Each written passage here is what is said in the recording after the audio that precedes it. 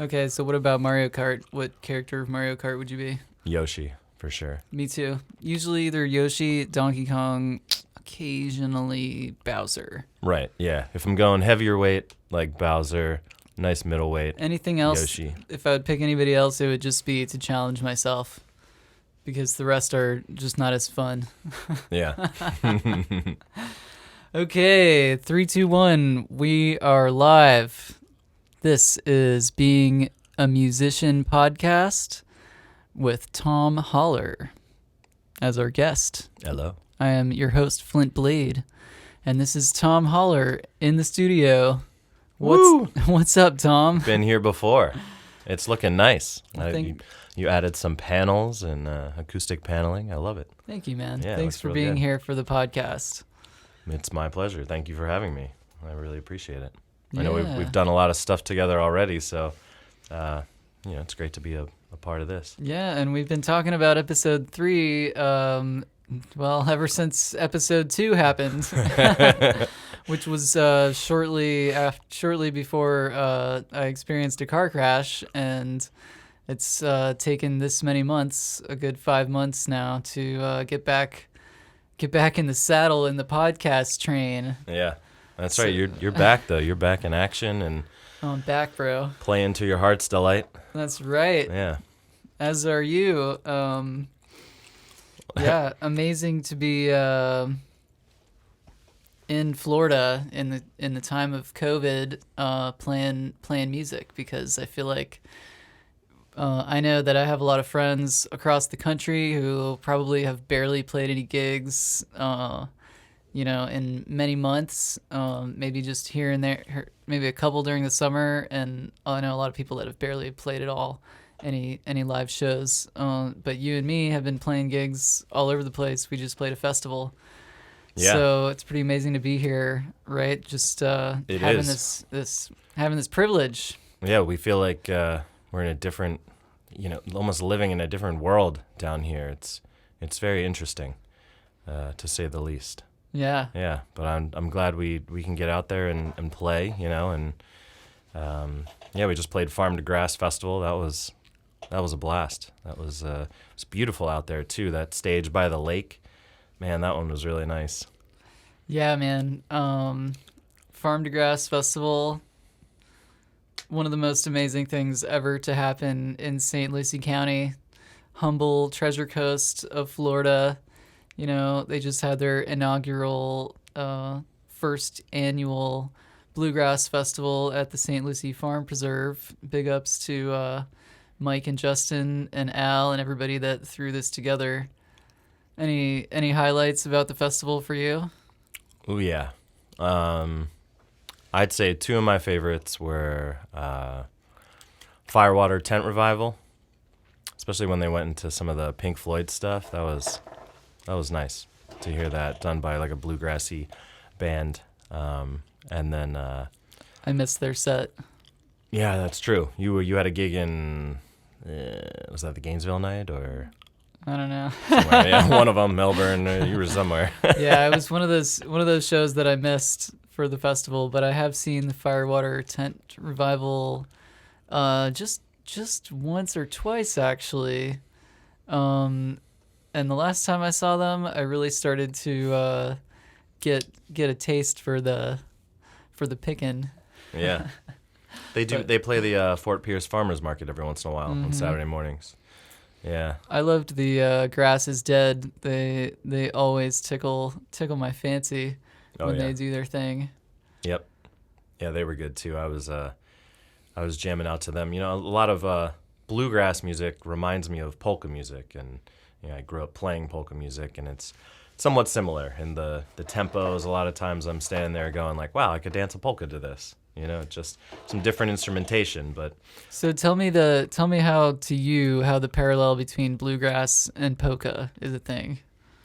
well, the tempo and the feel of the songs, a lot of the 'Cause chord they got changes. the backbeat going on. Right. Well, but polka is a specifically in its specific BPM so that you can dance the polka to it. Right. It's Okay. not going to be like 160 where like drum and bass would be or something. Like you can't dance the polka to that. There, it rides right in between, maybe like 102 to like 120-ish, somewhere in there, depending on the style and the origin of the specific type of polka. But a lot of bluegrass hangs out in that area too. It's all 2/4, boom, chick, chick, chick, chick. Yeah. You know, the instrumentation is different, but a lot of times it's 1-4-5 chords. You know, maybe a minor 2 or 6 or something, and you know, easy to sing about topics. You know, you're singing about, I don't know, just stuff that happens in life, you know, like goofy stuff or who knows what. Yeah, man. So, Yeah, man. I mean, it's like the more you think about it, there's a lot of different musical styles that do have parallels like that. Similar how a lot of times I've felt like country could almost be like a slower bluegrass feel that can be paralleled with reggae music in a way. I've seen the intersection with reggae music and country music in that same way that it's like stories of the people who are singing it, and it's very down to earth topics. You know, they might not be trying to singing about anything lofty. It could just be a simple topic to sing about. right, yeah. And the feels have a certain intersection to it. But I never thought that. That's interesting. let's Think about. let's talk about you, man. I wanna tell the people who are Me? listening. I wanna tell these people about Tom Halla. You are a drummer. Have you been playing drums longer than anything else? Yeah, I started when I was 3 or so, pulling pots and pans out of my mom's kitchen cabinet. You know, Yeah. Banging on 'em. This guy is one of the hottest drummers in town, and Thanks, buddy. not only that, but he's multi-talented in the musical realm. You're also a producer in the sense that you work in the recording arts, Sure. Yeah. right? Mm-hmm. So that's kind of like on your DL. So maybe something that you don't show off when you're out playing shows. Sure. People yeah. might not always know that you're in the recording studio making slick beats. Right. Yeah. That's true. Yeah. I mean, that's what I want to move more into, and I've been able to work with a few amazing people, including yourself, recently, to get some stuff done. This whole past year, did a bunch of stuff. I got to work with Sandman Sleeps, who you had on the last episode. Helped to record and mix and whatnot. They're 2 tracks that are online right now. I cut a song with Xander, James, Zaza. Working on a song with the Little Things right now, the ukulele duo. That's about to be released February 14th, Valentine's Day. I think we're going to play a little sample of that one in a bit. Do we want to pop one of those samples on? Yeah, why not? Go for it while we're talking about it. Gonna check out a sample of The Little Things recorded by Tommy Halla. Why do you belong to someone else? Belong to someone else.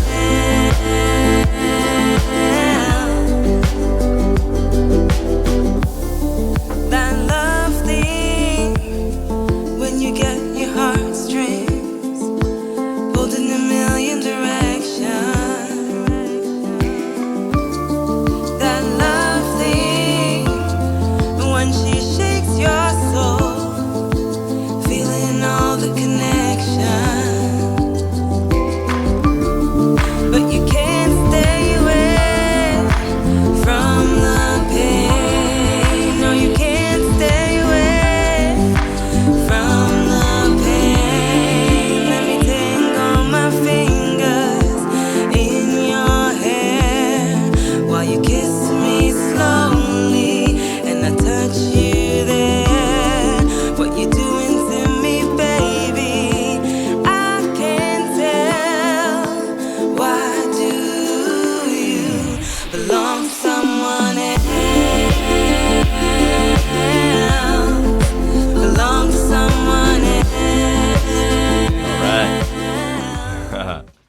Yeah, so that they're going to be releasing that on Valentine's Day, which is either like before or after this comes out. If you're listening, it's probably going to be after Valentine's Day, so check out that song. Yeah. It's going to be on Spotify. Yeah, streaming, wherever everything is streaming nowadays. Sweet. So The Little Things, Someone Else. yeah. Type it in, Google it, check it out, listen to the rest of it. Give them a follow and a like, all that good stuff, because that's how you show love these days. Oh, yeah. That's one of the ways to love. Yeah, they're super great people. It was really fantastic working with them. I play a little ukulele myself. My mom's a hula dancer, so I've been involved in Hawaiian music as well for a while. So it's really cool to kind of bring it all together and now have an ukulele duo that's making some tracks. And they wanted to do something, something, add like a fresh new something to their sound, and so I feel like I hopefully did that. Well, it sounds banging, dude. That was a banging beat. So, Nice. And I think anybody that's listening is gonna agree. That sounded pretty real, if you ask me. And like as a producer and a recording artist, I want to ask you, like, how did you kind of get into stepping into the recording and the producing and the electronics and all that stuff versus playing music and just playing drums? Sure. I guess it was back, oh gosh, when was this? Late 2000s. Like mid 2000s, I've been playing with a rock band at Delphi, and I was constantly watching the guy that was recording us, and he would work in Logic, which I work in now as well, and I'd watch him and ask him questions, and then every time we'd go to studios and stuff, just sit and watch the engineers and just kind of take it all in. I never really studied it, just picked up stuff along the way. And eventually I got my own little 8-channel interface, and the first thing I did was, go catch a live polka band and record them, of course. Like, So was that in Logic right away? No, that was what was that? It was like Cubase Lite or something. Came with the FirePod. That I had, okay. Whatever it was. Okay. So I've just been doing like a little bit of recording here and there over the years, and within the past couple of years, I made it. Tried to dive into it more. I got a project from a gentleman named Steve Harris, who I just mastered his album recently. He wanted to do a Polish album of like all older songs and whatnot, and he let Alex Meixner and me kind of track all the stuff and produce the whole record. And I put up to the task to record and mix and master the whole thing, and that was my first like big project that I was like, okay, I got to do this. I'm doing it. Right. And I did it. So that was Alex Meixner's first like full-length album, or what was that? No, Alex has had many albums. This was like a little side project that this guy Steve had commissioned us to do. Oh, okay. Yeah. Cool. But then getting more into like the production of like indie music or electronic or something like that. There was a girl playing at Cobb's Landing that one time, and she had this song that I really liked. And so I approached her one day. I was working at Cobb's, serving there. I approached her and I was like, hey, you want to record this song? Like, I really like it. Like, and I was thinking to myself, like, I could put a beat to this, and a bass line and whatever, and, just kind of like produce the thing, right? And so she came over and I produced the song, and she goes by Melancholy Coconut.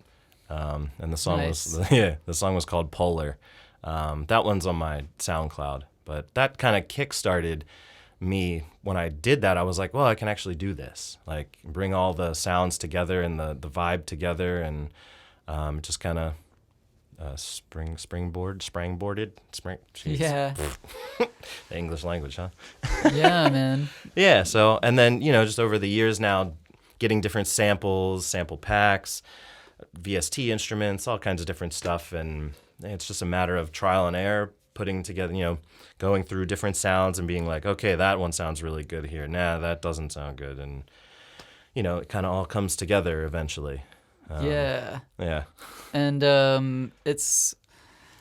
notice these days it's like if you're into recording, the traditional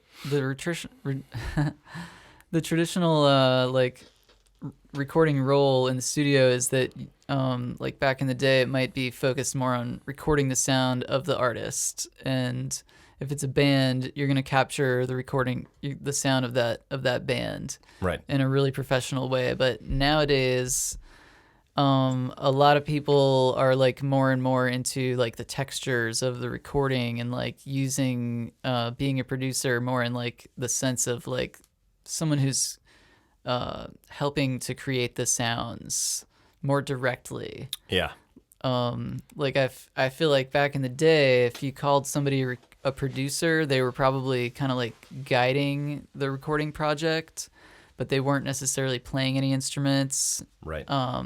Nowadays, if you call yourself a producer, you're probably like crafting the beats inside of the computer. And you're probably like putting the synthesizer bass lines and things like that's all part of production today. Exactly. Yep. And so I gather that you're pretty into that realm as well, like actually using the software instruments that are creating those bass lines and the beats and the things and crafting those. Yep. Yeah, so how very true. how did you start learning about recording techniques and production techniques and things like that? Have you just picked up as you've gone along? Yeah, just as every time I would go into the studio to record with whichever band I was with at the time, just sitting and kind of picking the engineer's brain. Not trying not to be overbearing, but every once in a while, like, hey man, why are you doing that? Or what do you think about this? Or in a way of like learning about it. Exactly, yeah, and just kind of and trial and error too. Like, I mean, I don't have any formula to what I do or how I do it. I could. Each song kind of has its own different thing to do to it. You know what I mean? If I apply the same set of principles to each song, it's not gonna work out. Everything's gonna become stale then. Each song has its own, vibe to it and whatnot. I got really interested in it, making beats and stuff. I was listening to Dirty Art Club, that band, and there's this other band, La Fine Equipa. It's like they're like a French group, and they do mainly just like grooves and beats, and there's not a lot of vocals happening or anything. But I was like, man, these beats are just like so good. Everything about them. Jay Dilla, of course, Donuts. Hearing that. I keep hearing the name of Jay Dilla, and I hear people say that he had something to do with crafting hip hop beats, and like he liked to not quantize his beats. That's one of the things I've heard about it, but I haven't really listened to any of his music. Oh yeah. Yet, but I keep hearing people say Jay Dilla did this and that about like the feel of hip hop beats. Yeah. He was very instrumental in affecting and influencing a lot of people who make beats nowadays, for sure. Yeah. Just like the Beatles back in the day on Revolver, that last track that's on there. It's like a tape loop that they created. Revolution number 9? No, that was on the White Album. No. Yeah, that was a little bit later. On Revolver, it's the last track. It's the one that has like I think the sitar in it, and it's really kind of sounding. They created tape loops from the 2-inch tape they were recording on. And that was some of the first like looping stuff that was done, which really kind of then influenced electronic music and a lot of different things. So tape looping is where you're taking like literal tape that is recorded onto it, and you're like taping, you're like connecting a piece of tape to itself, right? I would imagine so. I think I've never done it myself, but yeah, as far as I can tell, that's what you're doing. Instead of like having a tape that starts and stops, you just have it cycling through, and you create a physical loop of what you recorded on there. Right. Yeah. Fascinating. Yeah. That's what we started with. Yep. And now we have little boxes that you can just click, and it's like, it's boom, all there's digital, a loop. and it's just these computers understand what to do for you. Yeah. Crazy stuff. Yeah. I think a lot of people these days, they learn how to use the electronics in a younger and younger age, and it's just easier and easier to like access it for the lay people. Yeah. That, without having any prior training or musical, electrical background or whatever. And that's a cool thing. It is. It's really opened up a new world for people to be able to record music and do kind of whatever they want. 'Cause you used to had to have a lot of money to go to a nice studio, to get the engineer, to get the producer to help you record it and whatnot. You know what I mean? And the days of like the big grandiose studio in New York City and whatnot, like those, it's going away. Because everyone can just but I think do there's so much still, stuff in the box. I think there's always going to be like a value for like, like even just having a service, regardless of even if you have the same quality, there's still a value to like having somebody like work on your thing for you, like pushing play, setting up mics and doing all this, like so that the artist can focus onto the music. Oh yeah. And it's not even about like I almost consider that like a luxury, like, oh, I'm so privileged to have this luxury of somebody else pressing play and setting up these mics for me. But well, having all this sick gear and whatnot. Right, and that's cool. That's beautiful to have that as a luxury and enjoy that luxury. But even for the sake of the art itself, like there's going to be a different result when the artist is able to solely focus on the art and having the other people supporting that art. Oh yeah. So I think that's always going to be a thing.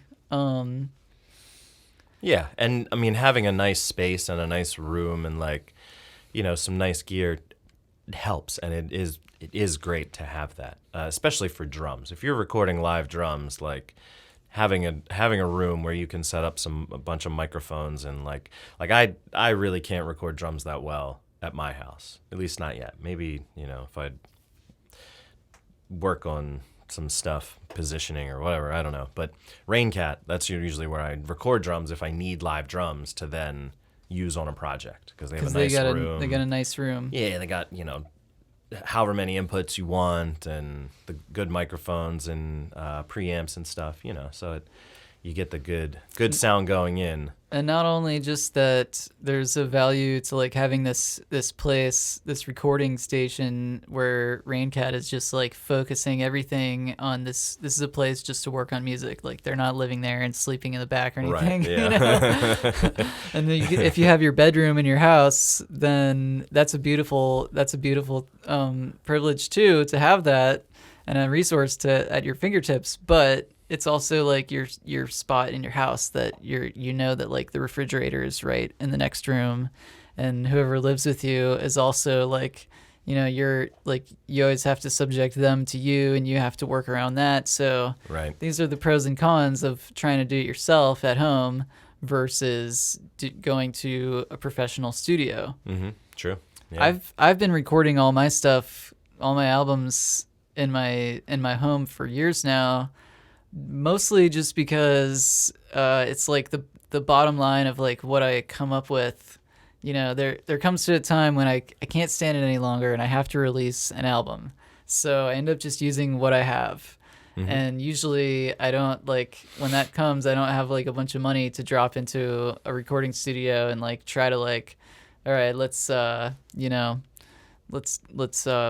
do it again in the studio or whatever, Sure. I mean, and because I've done recording sessions in studios where at the end I'm like, oh, it just it didn't really come out with what I really would want it to, but I have to settle with it because I can't book any more time in the studio or whatever. Right. Whereas at home I have all the time in the world to like keep going it until I get it how I wanted it. Mm-hmm.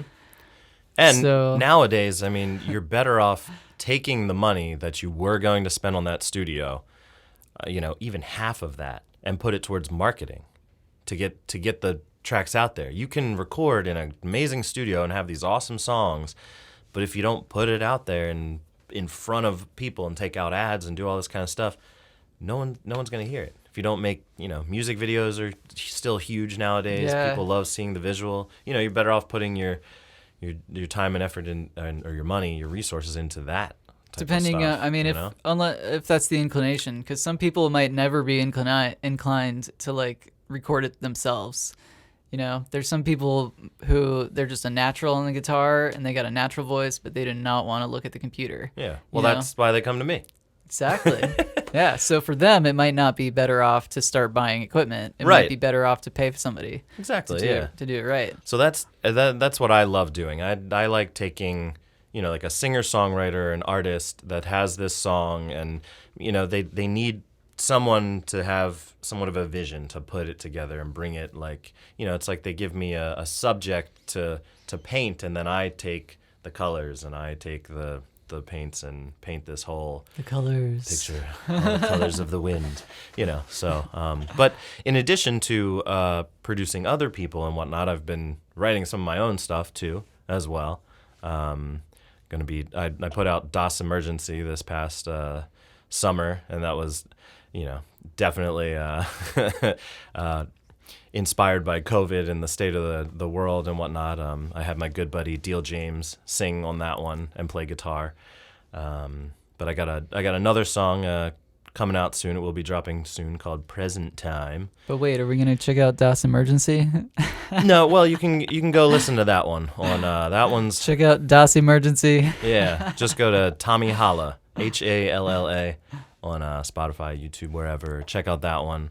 But no, I'll tease a little track that's gonna drop soon. All right, you want to check out one of your other your new tune coming out? Yeah, What's it called? This one's called Present Time.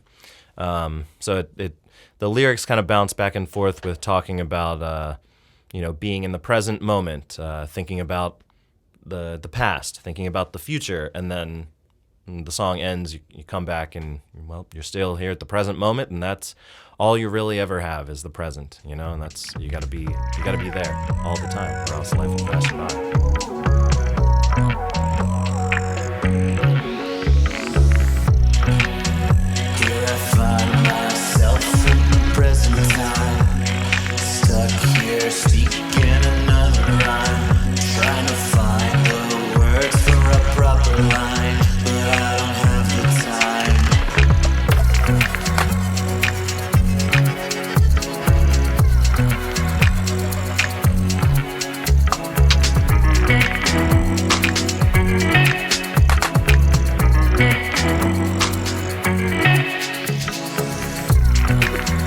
I see myself in a past time, stuck there choking on all the lines, trying to break my way through the grapevines that control my mind.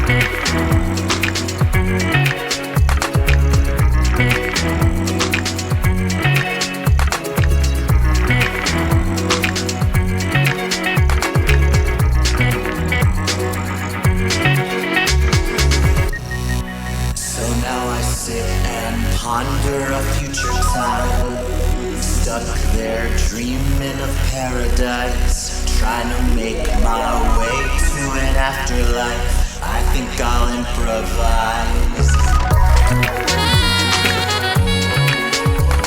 Yeah. Enter Sweet Butter Joe.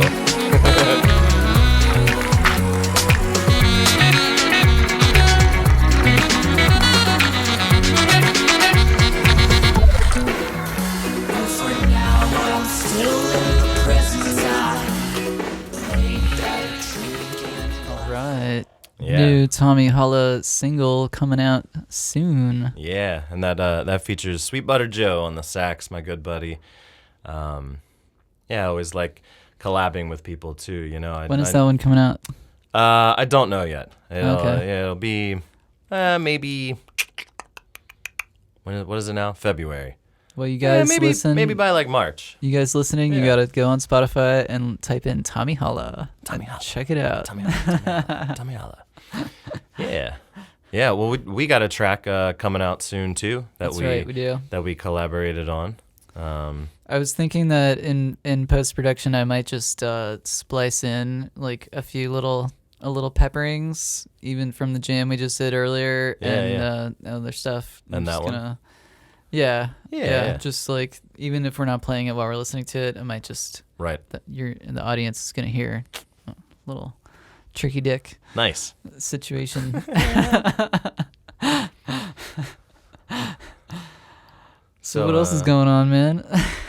Well, what else is going on? I'm bartending right now. I'm trying, So you're a professional musician, but you also have a side job. Is that what's going on? Yeah. A side hustle going on. Yeah, a little side hustle. Yeah. Yeah, pouring Well, this some is drinks, how we do it sometimes, man. Yeah. You know, it's not always just sunshine and roses. Sometimes you gotta hustle and do some elbow grease to pay the bills. True. Yeah.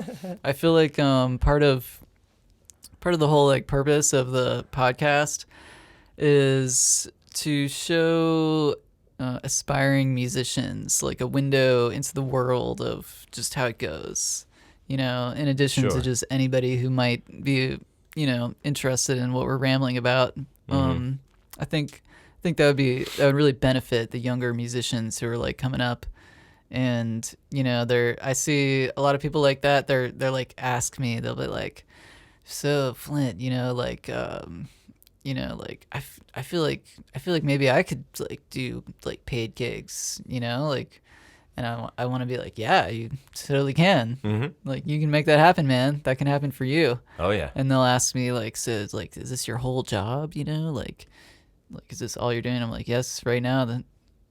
By the grace of God, I'm, you know, I'm paying my bills with music. Yeah, it's been a little harder for me because I'm a drummer when I play live music. So it's, you know, no one's hiring just a drummer. Right. And it's harder to get like duo gigs, someone and a drummer. I mean, luckily we've gotten some. You know, it's a drummer, you usually add them more when it's a trio or a 4-piece or a 5-piece, you know, and places now because of COVID aren't wanting to pay as much anymore, you know, because they were struggling for a while. They're trying to come back, and you know, it's understandable, but it's been harder to, you know, I play with the Alex Meixner band. I usually am touring around all the time, playing polka music, playing Oktoberfests, and all last year we had, you know, hardly anything. A couple of gigs in Florida, and well, in Texas too. We went to Texas, but you know, that's really been downgraded, so it's I'm sure it's been tough for musicians all over the world, you know. It's just and they're trying people are trying the live stream thing, and you know, I've tried it too, and man, I just think it's rough. To be honest, it is all that software and stuff and stuff to do. I've been doing the live streams for Alex, and golly, like we were using Streamlabs for iPad. I think I would honestly I would do live streams more if I think I just had the internet connection that would make it happen, because I think that was the bottom line of the trouble I was having, was like I would have good quality in, and then when I looked at the live stream afterwards, I'd be like, oh wow, the quality just completely disappeared. Right. And I think it might just be partially my internet connection not being fast enough. But you know what? I'm already paying $80 a month for internet. That should be fast enough. How much do I have to pay for internet to get that's gonna be fast enough for uploads? I don't know. Maybe you gotta switch over to the Starlink. Elon Musk got that new internet coming out. Yeah, whatever. But also, I also just think that I like post-production better because I can actually just deliver a higher quality product for people to listen to after the fact. And for me, it's almost not even worth putting something out if it's not worth for me to listen to it. Like, I feel like any creative project that I'm putting out, like this podcast, I'm only doing this because I saw an idea that I didn't see happening already, like the specific format of the podcast that we're doing. Mm-hmm. And like, you know, I'm doing it because I want to put out a product like that is going to be worth listening to. Sometimes I listen to other podcasts. I'll see somebody do a podcast with just like their like earbuds and using the earbuds microphone. Oh gosh. And I'm just like, it's like, yeah, and it's like, all right, it's still okay, but I want to put out whatever I'm doing. If it's a video or whatever, I want to put out something that, you know, is worth putting out. Sure. Well, and I think the live streams, they're novel because people get to interact with the artist Yes. in real time. That's Yes. what it's about. It's not necessarily about like, wow, this quality is amazing or any of that. You know? I think also that just for live concerts, it's amazing to have a live stream of a concert, even if there's still an audience in the room, because not everybody gets to go to every concert. But if you see a live stream of a concert that's happening, you get to see it and you're like, wow, like people are there, like, and you feel it more when you see other people, like I've seen STS9 live stream a concert, and I get to see their concert, and I see the audience in real life that is really seeing them. Yeah. And I feel that, and I feel excited because like, wow, this is happening right now. Yeah. You know, but it's not just because it doesn't have to be just like because they're not allowed to play a show. You know, speaking of like pre-COVID, I don't think STS9 has played a show since COVID, but pre-COVID, you know, even if there's a live show happening, you could still live stream it just for the sake of it, if you have the resources and like a team that's going to like make that happen for you. Oh, yeah. So everything has its place.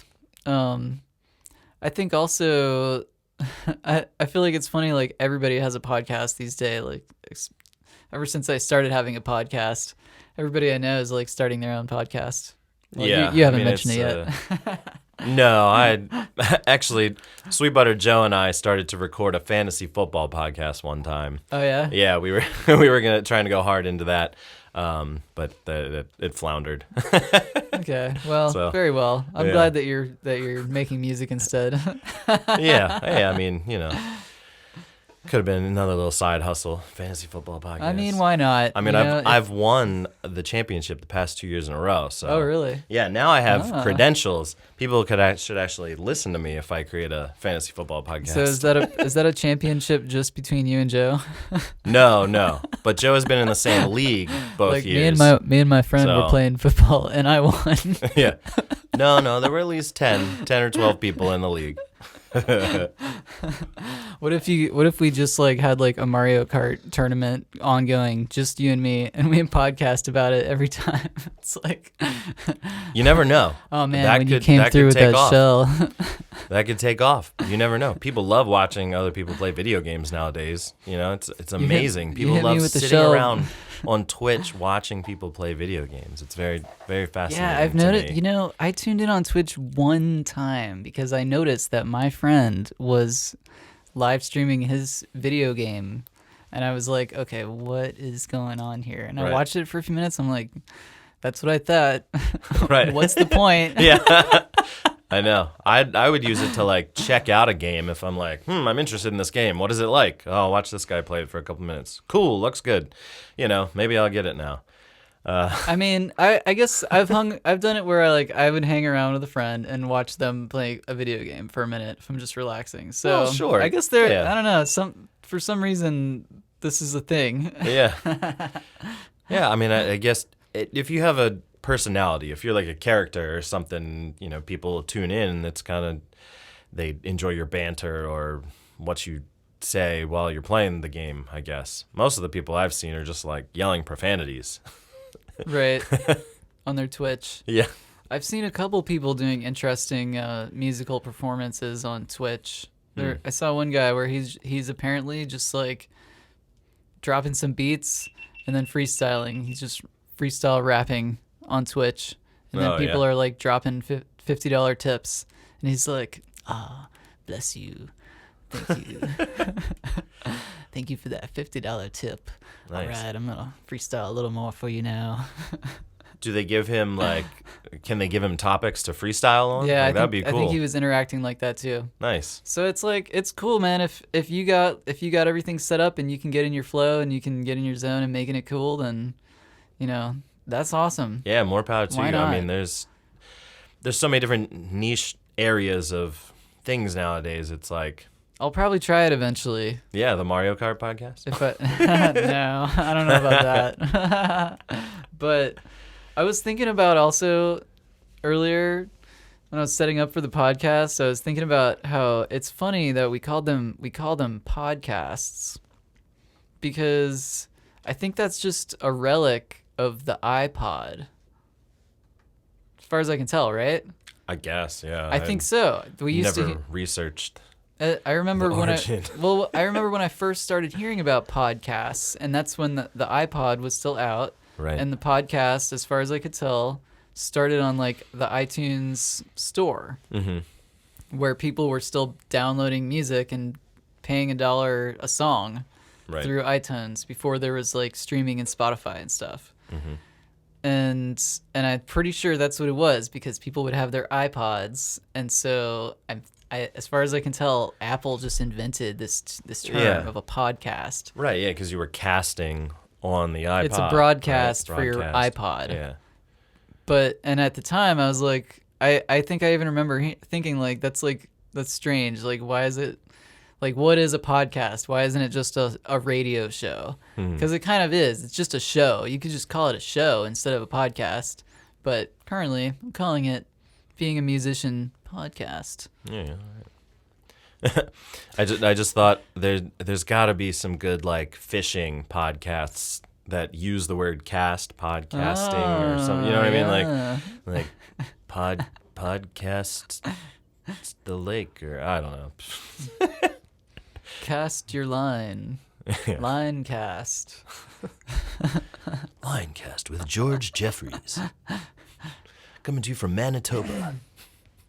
So, well, hey, let's shake it up. Let's shake it up a little bit. let's play another song. I got one more. I'd like to tease a little bit. The last podcast you did featured Sandman Sleeps, right? And I played a couple of gigs with them. Christina and I have made a couple of tracks together now, and this is one of them that we came up with one day. We're both playing guitar on it, and she's doing all the vocal stylings.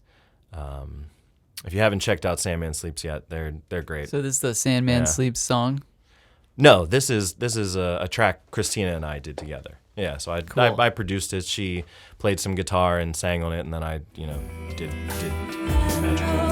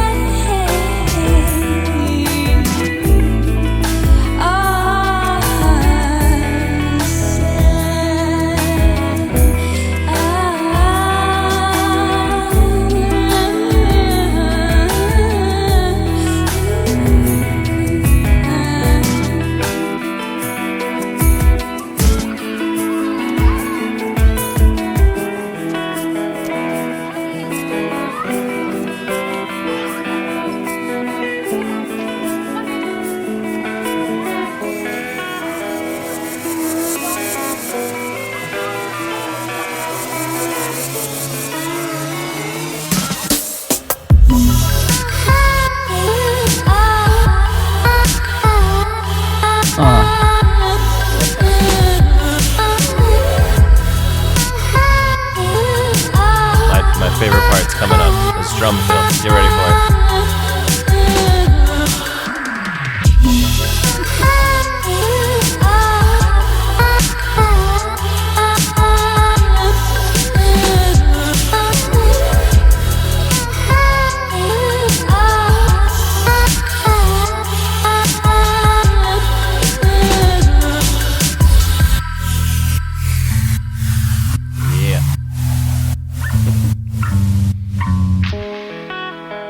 That one's called Hung Over a Cuban Breakfast. That was super sweet, dude. Yeah. It was really cool how that track came together. I started playing a guitar riff, the one that's in the left channel, and then Christina was like, I think I can put something over that too. And then she put the guitar that's in the right channel in it, and then she just did some, there's no actual like real lyrics or anything there. Dude, that was awesome, man. She says some like forms of some words, and then I had never done a vocal chop before, and vocal chops, are just like, they've been the hot thing for a little while now. I don't know if they still really are, but they sound cool. So I wanted to try one, and I was like, yeah, this seems like the perfect song for that. And then, it's just like, yeah, add a drop, and here we go. Yeah, man. So, yeah. It sounds totally like futuristic and contemporary. Nice.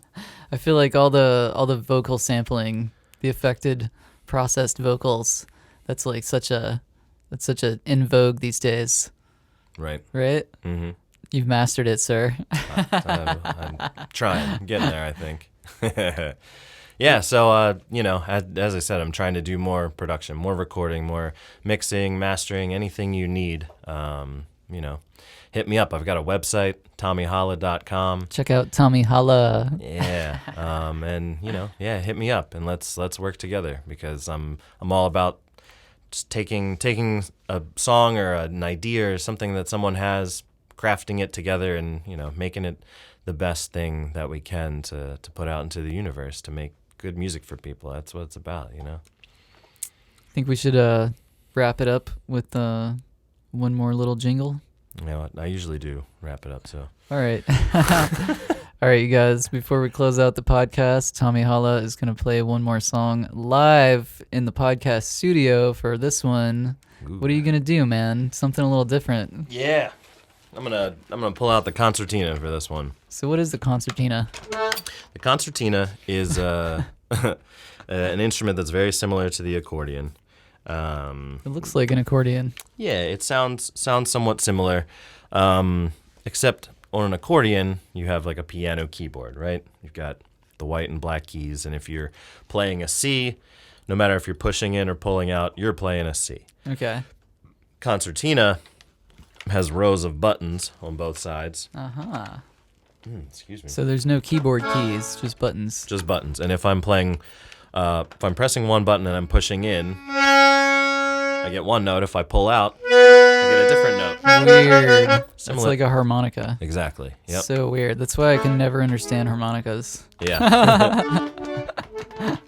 All right. So I would see the Polish polka bands that I grew up listening to and watching, and they had this instrument in there. It's like one of the only styles of music that I have seen that uses this. There's bandonian concertinas too that are used in tango a lot. And then you always have the connotation of the pirate playing the little tiny concertina and playing his sea shanty or whatever. One day I just decided I always wanted one, and I decided to get one. And you wrote this? Hooray. Yeah, this is going to be a waltz that I wrote. Check it out. And here we go.